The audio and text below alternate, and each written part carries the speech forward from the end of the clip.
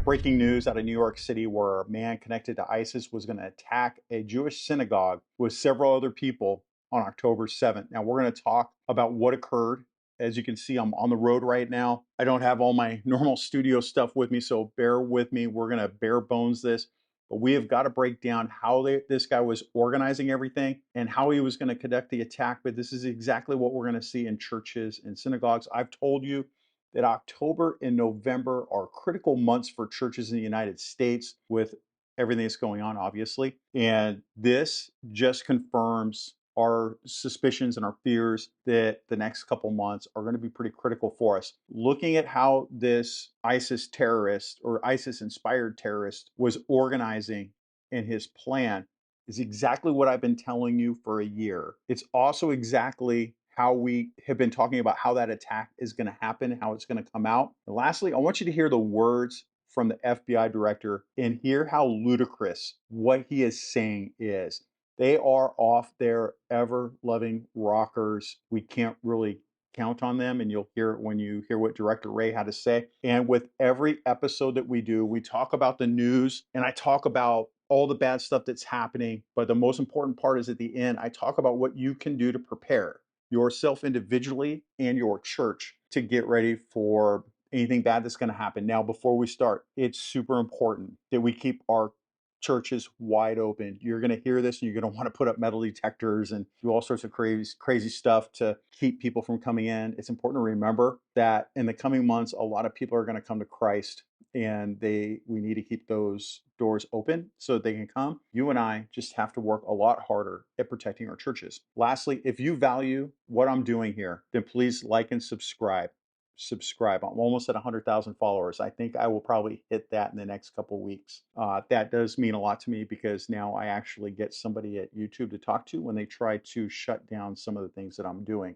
So this is from a DOJ press release that was just put out yesterday. I've not seen it in the press. All right, so a 20-year-old Pakistani citizen, Mohammed Shahzab Khan, also known as Shahzab Jadoon, was arrested in Canada for attempting to orchestrate a terrorist attack at a Jewish center in New York City. Khan was charged with providing material support for ISIS, which is a designated foreign terrorist organization. Now, the details of the plot. Before we go into details of the plot, I think it's important for you to subscribe over at ChristianWarriorTraining.com. I have a free newsletter and free training, including training on how to recognize terrorist activity in your area. So that way you can just be looking to see if your church is being targeted. I always put information out at Christian Warrior Training first. All right.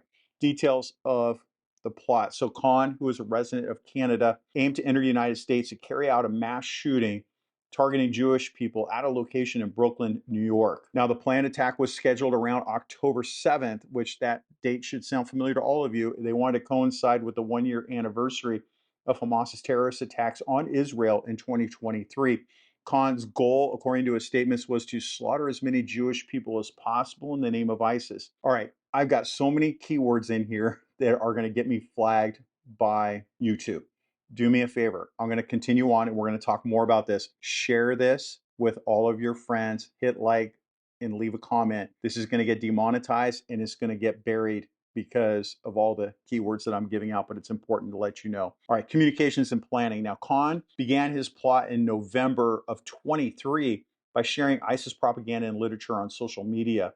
He then communicated with two undercover law enforcement officers while planning the attack.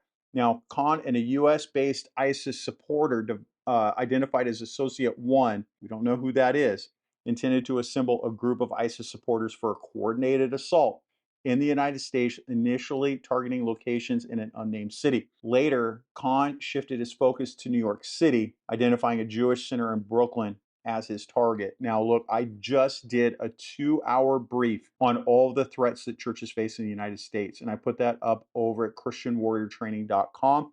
It is the unredacted one that is very, how can I say, it's very graphic, and it will show you the exact kind of attacks that you can expect that they're going to carry out in the United States. It's exactly like this one that I'm talking about right now, right here. Head over to ChristianWarriorTraining.com and you can see the unredacted version of all that because I can't put the full version here on YouTube because of their censors. All right, let's go back to Khan now. Khan provided specific instructions to the undercover officers, including acquiring AR-style rifles, ammunition, and other materials needed for the attack. Now, he emphasized dates around October 7th and the 11th as ideal for the assault. Now, citing the Jewish holidays and potential protests. I believe the 11th is Yom Kippur. If some of my Jewish friends can leave a note down there and confirm that for me, but I think that's what that is. Then October 7th, obviously the attack on Hamas. It's Israel's version of 9/11. Now, he also detailed plans to cross the U.S.-Canada border and identify properties near the target location for logistical support. All right, now let's talk about arrests and charges. So Khan's arrest took place on September 4th near the U.S.-Canada border following his attempt to enter the United States to carry out the attack. He faces one count of attempt to provide material support to a foreign terrorist organization, which carries a maximum penalty of 20 years in prison. The Justice Department, along with Canadian law enforcement, is actively seeking his extradition to the United States. Let's talk about the law enforcement response. Now, again, all of this is coming from the DOJ press release. Now, Attorney General Merrick Garland commended the joint efforts of the FBI and Canada law enforcement, stating Jewish communities should not have to fear being targeted by a hate-fueled terrorist attack. The Justice Department will continue to counter the threats posed by ISIS and other terrorist organizations. Now, let's hold up for a minute and let's just stop the propaganda. For my new listeners, because there's a lot of new people that have just come on. Look, I train law enforcement as my full-time job. It's now transitioning to this. I have been to two separate conferences where Joint Terrorism Task Force, JTTF, SACs, Special Agents in Charge, those are the FBI bosses, have come in and talked about how Middle Eastern terrorism is dead. And the true threat to the United States right now is right-wing extremism. Do you know who right-wing extremists are? According to them, they won't come out and say it, but it's very obvious who they're talking about. It's law enforcement, retired law enforcement, military, retired military, Christians, people like you and I. And I've been warning you about this, that some of the indicators they say of somebody that is a right-wing extremist that's a threat to the government includes the Gadsden flag, the blue line flag, some of the things that are on your cars every day. And if you think they might not come after you, then go talk to the Catholics right now and go see what the FBI has done to them. So it's absolutely laughable that Merrick Garland comes out and says that the Jews don't have to worry about anything because we're going to take care of it. No, you're not. Not at all.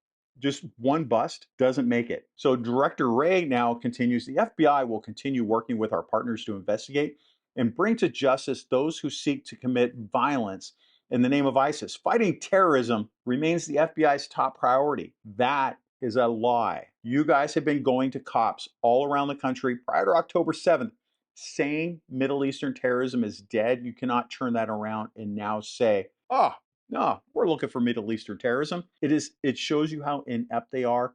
The cops, most of the cops that I deal with hate the FBI. Now, to my FBI agent that's watching me right now, good morning. I'm looking forward to seeing the day when you come knock and talk my house. Make sure you're ready. All right. So let's talk about the ongoing investigation. All right. So the FBI's New York, Chicago, and Los Angeles field offices are leading the investigation with support from Office of International Affairs. All right, let's back up for a minute. FBI in Chicago, New York, and LA, they will only get involved if they have a nexus, meaning a connection. So if those officers are involved and you live in those cities, you should look at that and realize that there is some kind of a nexus between what they are doing now in those cities. So I would really look hard at my church and what our threat level is. Now, remember, I have the church security threat level system.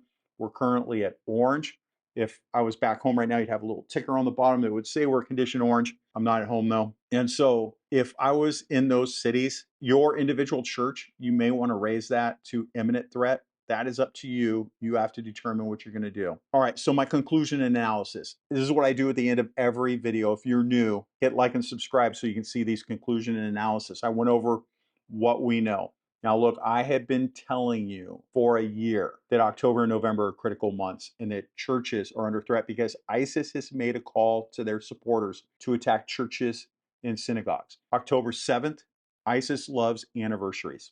You can expect that October 7th and the Sunday around that time is going to be pretty important to anybody that wants to attack churches. The FBI has been coming out, obviously trying to cover themselves by saying that an attack is imminent in the United States. They have used those specific words. So what are you going to do for your church? Now, look, your church is going to have to remain open for new followers to come. You cannot put up metal detectors. You can't do anything like that. What you want to do, though, is you want to make sure that your entrance, you only have entrances that are monitored. So some churches may have like 7, 8 doors and they're all open, but they only monitor one. That's not acceptable.